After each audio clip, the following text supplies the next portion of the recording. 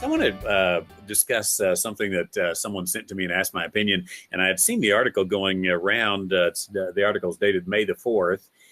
And I went ahead and printed it off here. It's by Dr. Tom Rainer, who many people respect. I'm not a big Rainer fan for a number of reasons, but his article is "Hundreds of Churches Will Close Down This Week. 9 Urgent Changes We Must Make." Now, I saw a lot of preacher friends passing this around and saying, "Oh man, he got this right. Amen, man, he's spot on all this." And I began to read it, and I thought, no, I don't agree with that or that or that or that or that. And I think what these kind of articles are doing, and it's Tom Rainer and Ed Stetzer, and you can go on with the list of people who are doing this. They're creating a crisis so that we will throw out all of the traditionalism which they disdain. And the only way you can get people to leave their heritage is to create a crisis. And so the crisis is hundreds of churches will close this week. Now, let's just take the headline, even before we go into the article. And how many of you know of a church that closed? If hundreds are closing every week, then every one of us on this program right now ought to be able to say, yeah, there's this one and there's that one, and going back through. Now, here's the problem. In my mind, and I'm a preacher and I keep up with churches, I can tell you a few churches that I know of that have closed in my lifetime. A few. A handful. In fact, the church I was baptized in no longer exists. It was the Trinity Baptist Church in Roswell, New Mexico. And it closed many years ago. It's a bingo hall today, or last time I was driving by there 10 years ago anyway. But it was in a very poor part of town that part of town basically went away because there used to be an Air Force base there that fed that church with hundreds and hundreds of people at one time. And the Air Force base closed and everybody was gone, and the town itself almost went under, but certainly that part of the town went under. And do churches like that closing down mean, hey, we need to get rid of the way that Trinity Baptist Church did things because look what happened to them? I think we need to question some assumptions here. And furthermore, I look through my town, every town I've ever lived in, and there's a church here, there's a church right over there, there's a church, here's a church, there's a church, everywhere a church, and they're still going. And they've been going since the 1900s, 10s, 20s, 30s, 40s, 50s. They've been going and going and going and plugging away at all of this. And I think that it's a false narrative that hundreds of churches are closing each week. Now, you say, okay, maybe I'm wrong. Well, show me a list. Where's these churches that are closing? I'd like to see what churches are closing, first of all. And statistics can fool you, can't they? Maybe hundreds of churches are closing, but I would say which ones. And you know what my guess is? I don't have info to go on this. I'm just taking a pastor's hunch. And the pastor's hunch is all these churches that are closing are newfangled churches that we have poured thousands and thousands and thousands of dollars in this church planting scheme that has come up by the denominations. And these are churches that never should have been started in the first place. And they were started wrong in the first place. I think theologically and biblically wrong in the first place. And we poured all this money into them for 3 years. And then we pulled the money out and they couldn't do that anymore. Those who couldn't continue to raise the funds, they close up after 3 years. And there's hundreds of churches closing. So I'll tell you an urgent change that churches must make, and that is quit funding these churches that are dead set failures to go from the beginning. We're putting so much money into church planning, and it is, as I wrote an article not long ago, it's the failure that no one wants to talk about. I don't think it's old, established, stuck in the mud churches that are closing down by the hundreds every week.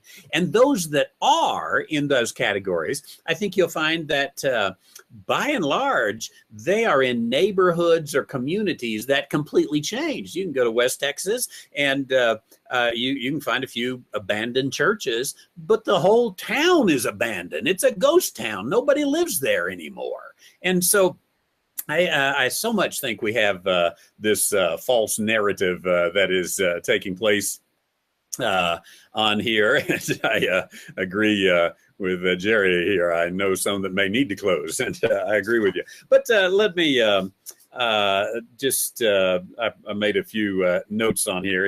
He says these 9 churches. Number 1 is we must stop bemoaning the death of cultural Christianity. I quote, he says, the next time a church member says they know where we are, they can come here if they want to. Rebuke him. Great Commission Christianity is all about going. It's not about y'all come. Now, that preaches good. I've probably preached that sermon before myself, before I started reading the Bible. So catch this. The next time a church member says they know where we are, they can come here if they want to. Let me ask you, when you heard somebody say that? Nobody says that. People in old and small churches like mine, they say, you know what? We would love to find a way to take the gospel out to our community. Help us figure this out, Pastor. And, just because a church is old and dying, what this is it's foundational to the beginning of compromise, is carrying out this idea that cultural Christianity is bad, and quit whining over the past. And what they're saying is it's a very subtle foundation of saying, get rid of the old hymns. Cultural Christianity is gone. Get rid of the old hymns. Get rid of the King James Version. Get rid of, or you're going to die. And I think this is, again, just such a false narrative. Number 2, we must cease seeing the church as a place of comfort and stability in the midst of rapid change. Now, he talks in that particular point about we have to learn to be uncomfortable. We never done it that way before is a death declaration. I think that the idea, here's my note, the idea of that the church must change can't be accepted without concluding that our methods are not based on anything other than personal and selfish whims. And here's the idea that Rainer and so many of these others come from is the way you've been doing it in that little country church of yours, you're just doing it based upon your personal whims, and you need to get over it. You need to quit that. And you need to throw out all that, because we're never going to reach the next generation if you insist on having a Wednesday night Bible study. Again, all of these foundational to creating a crisis. Number 3, he says we must abandon the entitlement mentality. He goes in there and he talks about music and the length of the sermons. What he's saying is, hey, music doesn't matter, so let's do the music the kids want. That's what he wants us to say. Music doesn't matter, so do something the kids want.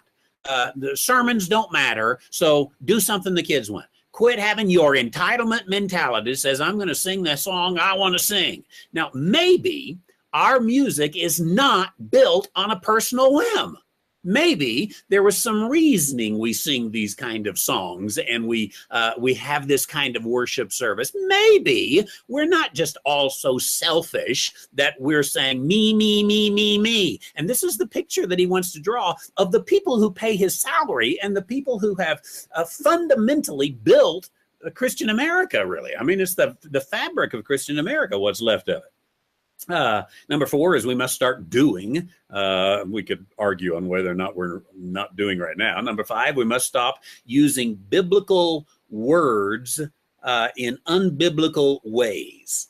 Stop using biblical words in unbiblical ways. And he talks about discipleship doesn't mean caretaking. Fellowship doesn't mean entertainment. Here's what I'd say on this. Habeas corpus. Present the body. Bring it in. Show me some evidence that this is what we're doing in the churches that you think are closing, in those old stuck in the mud traditionalist churches. Show me where they're doing that. Now, I can show you a whole handful of these new churches that are using all these cool catchphrases you talk about biblical terms in unbiblical ways. I think that's where you find it. Social justice and things like this that come about. Number 6, we must stop focusing on minors. He says, Satan must delight when a church spends 6 months wrangling over a bylaw change. That's 6 months of gospel negligence. I think the problem is this doesn't argue out, especially for an executive who sold Glorieta Conference Center for $1 and robbed dozens of pastors and missionaries of their homes. And, you can cover all this up for the sake of the advance of the gospel. Well, the guy runs over $100 million, I don't know, it's probably $250 million organization. Don't focus on the minors. What, you don't have an accountant? I think, again, habeas corpus. We must stop shooting our own. Look at what he says here.